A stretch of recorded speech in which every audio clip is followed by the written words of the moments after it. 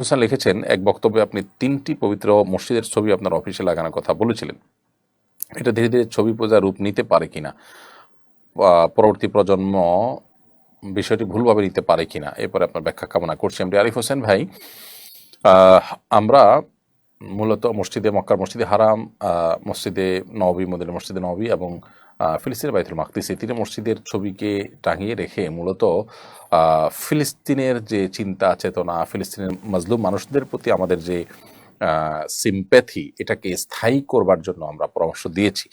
তবে আমার মনে হয় না যে এটা পরবর্তীতে আপনার ছবি পূজায় রূপ নিতে পারে, কারণ সাধারণত মসজিদের ছবি টাঙিয়ে রাখলে সেটাকে স্থাপনাকে পুজো করা হতে পারে, এরকম সম্ভাবনা আমার কাছে একেবারে ক্ষীণ মনে হয়।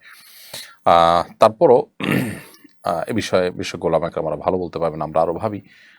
আমার মনে হয় না যে এটি আপনার পূজার কোনো বিষয়ে পরিণত হতে পারে।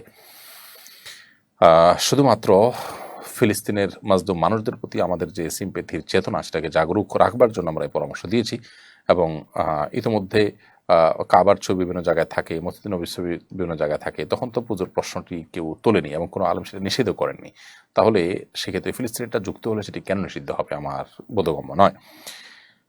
এরপরে